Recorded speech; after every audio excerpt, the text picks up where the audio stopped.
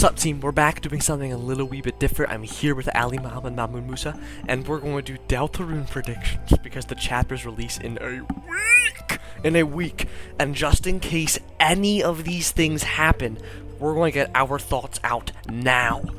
Just so people don't think that we're like, oh, some magical saints. Alright, so... Yeah, if our predictions are correct, we you need to pay Palace like $1,000. Yeah, we should get royalties. We should get royalties if these end up being right. Exactly. But first and foremost, I think that Image Friend is going to be Tenna's lap cat in Chapter 3. And that's because Tenna will have two personas. He'll have his, like, public persona. You know, he's so nice to people. But behind the scenes, he's this, like, uncaring, sleazy mob boss, and he treats people like dirt. And since he's such, like, a sleazy mob villain, every sleazy mob villain has, like, a lap cat. And I'm pretty confident that Friend will be in Chapter 3, because while they're... And also, I don't think he'll be the secret boss. I think he'll be somebody... I think he'll be, like, a mini-boss. Because, I mean, while there is, like, the cat petter's game that's, like, collecting dust under Azrael's bed, Susie also mentions an invasion of the Cat Petters TV show, like at the very end of Chapter 2. Yeah. So I think he'll be a part of that TV show, and I think he'll be Tenna's lap cat, and then, yeah, boom, that'll be it. But also, the only thing with that is that it kind of assumes that Friend will have a green screen body, because that's how I think the Cheshire Cat style will kind of work, because the green screen body will allow him to blend into backgrounds. I say that because if you look at Friend's sprite in Chapter 2, like when it pops up, his smile, it's freaking huge. At least to me, it looks damn huge. I remember it being a lot smaller, but I just replayed the game like yesterday. It's huge, bro. It is massive.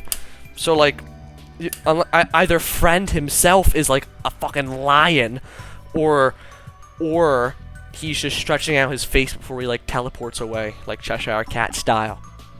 Alright, now next, I've had this one for a long time. At the end of Chapter 3 or 4, I guess some sort of boss, probably like the main boss, they're going to force Ralsei to, like, cough up some more info about the roaring, like he'll basically hold Ralsei hostage and be like, tell them what's really going to happen, blah, blah, blah, blah. And then Ralsei will reveal that while most darkners will turn to stone during the roaring, darkners made out of pure darkness will be forced to fight the lightners against their will. So then he's kind of like, you know what that means, right? That means we'll have to fight, because at this point I think something will happen where, like, the roaring will seem basically inevitable. I think this will be Chapter 4 or 5, really, where, like, something will happen that just, like, sets off in the Fun Gang's minds, like, okay, the roaring, we just gotta prepare for the inevitable. So now, I mean, and the reason Ralsei didn't tell them this, the reason he didn't tell them that darkness of pure darkness, aka him, will have to fight the lightners once the roaring happens, was because he was afraid of what Kris and Susie would think. It wasn't our malicious intent. This isn't evil Ralsei theory, although evil Ralsei theory made me think about it. He just didn't want to, like, scare them too bad. But after that, Susie will get him out of the villain's clutches, and then she'll be like, oh, we don't care, dude, we'll get you back either way. And then it's like Phase 2 of the boss fight, or something, like the main boss fight, or something. Okay, now next, my thoughts on the secret boss. Now, I do have my own secret boss OC, Buquo. He's going on screen right now. I'll describe what happens with him in a little bit, but since I don't think he'll be one for one, I'm just going to describe the lead-up to him. So I think the lead-up is a reasonable expectation for revealing why we need the Shadow Mantle.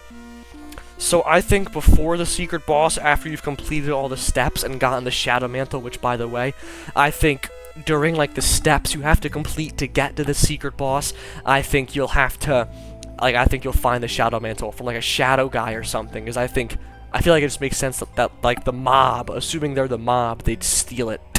So they just have it. They're the ones that stole it from Sham. So you'll find it. But if you don't have it and you somehow find your way to the secret boss, what'll happen is you'll fight waves and waves of, like, new enemies, which that kind of ties into Buquo more. But you'll fight these waves, but they'll keep getting harder and harder and harder. Like, your attack will go down, your defense will go down drastically, unless you have the Shadow Mantle. And it'll get to a point where, like, you're literally, like, one shot.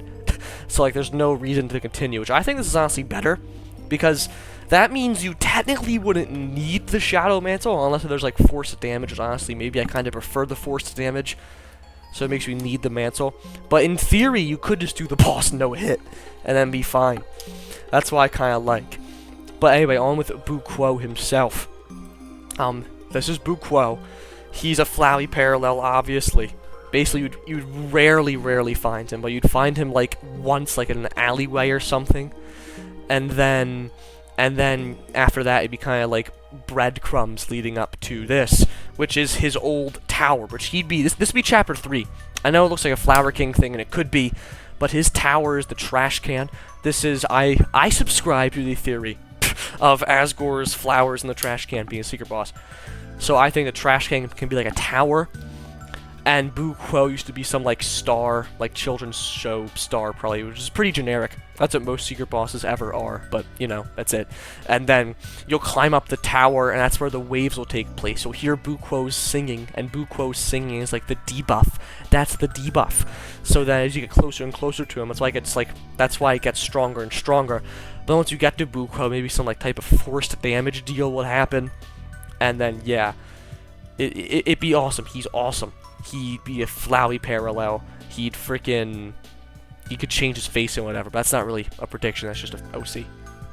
Now, next, I think that the dogs from Undertale, the Royal Guard dogs that are now criminals, I think they will be in the Chapter 3 Dark World. Now, there's two different ways this could go.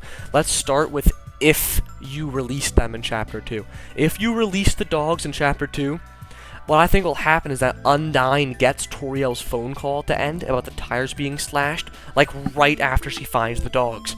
Because I would assume she's like looking for the dogs all day and night. So once she finds them, that's when she gets the call.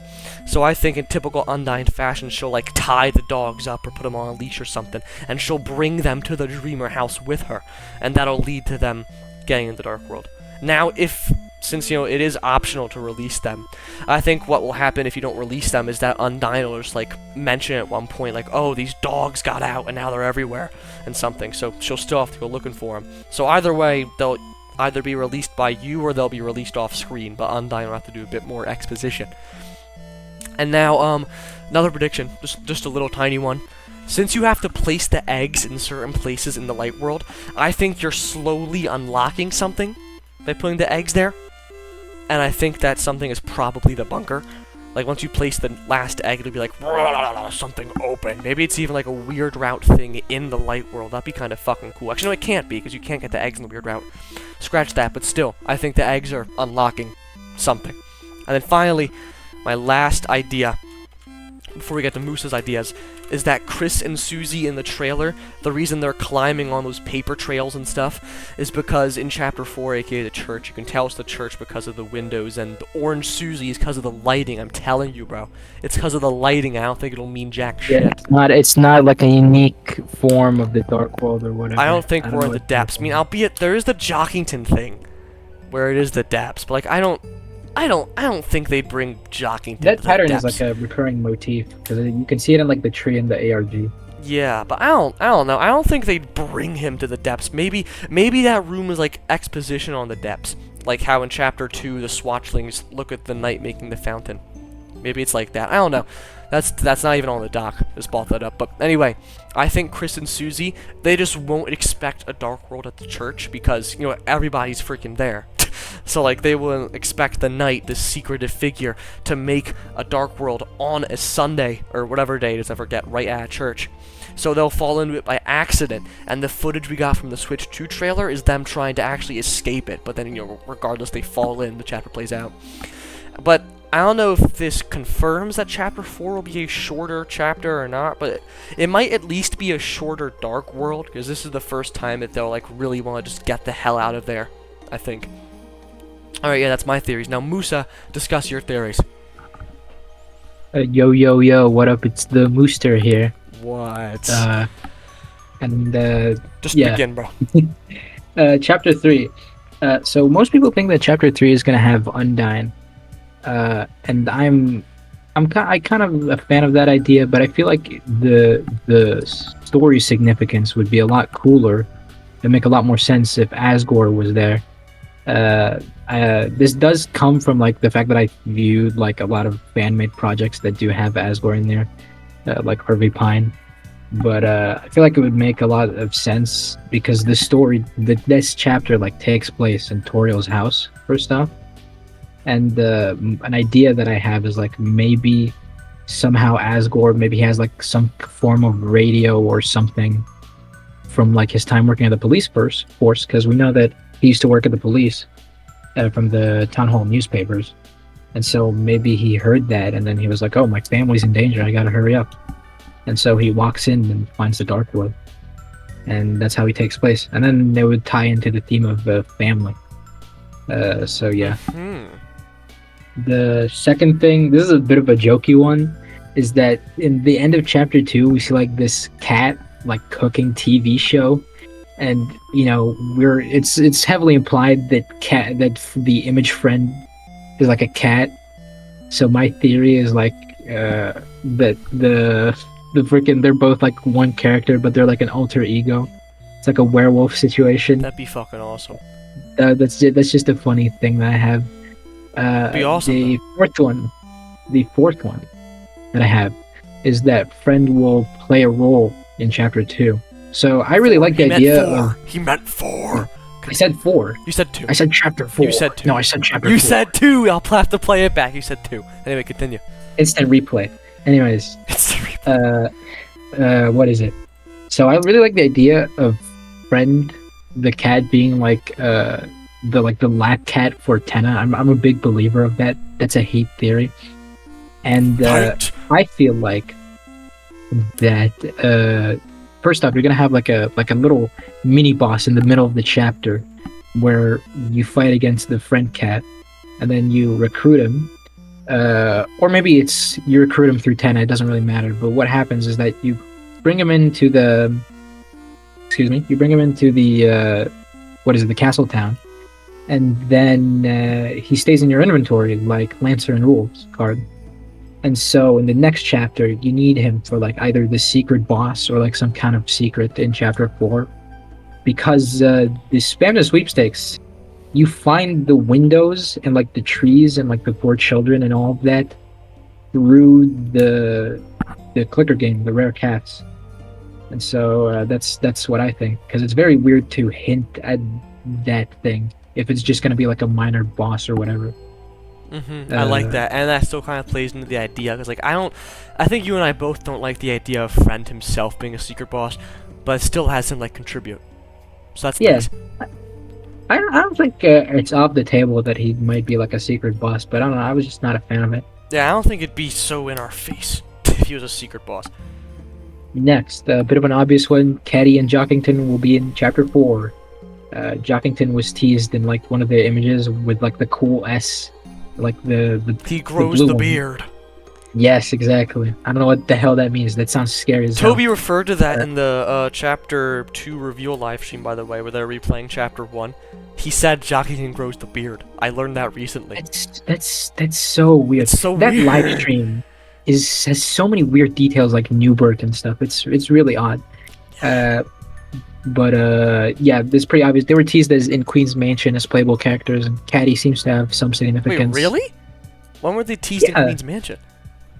The names. You remember? Oh yeah, the doors. You're right. Yeah, the door. Yeah. And so was Azrael. Yeah. Which also implies that Azrael may be a playable character when he returns from college. And maybe even Lancer. Lancer has a goddamn room. That'd be awesome. Can you imagine? Because you see, like, the room. Actually, wait, is that his room or is it? Actually, no, I'm stupid. It's not his room. He just fills Chris's room with shovels. I apologize. Continue. Yeah, it's Chris's room, but yeah, he fills it with shovels. Fills it with shovels. Anyway, your last take. So there is a lot of talk about who will be the secret boss of chapter 3, and I honestly don't think, as much as I want to believe that it's Friend Inside Me or like some ominous figure, it's not going to be any of those. As much as I love Friend Inside Me, I think it's going to be something a lot simpler, and it's going to be the landline phone.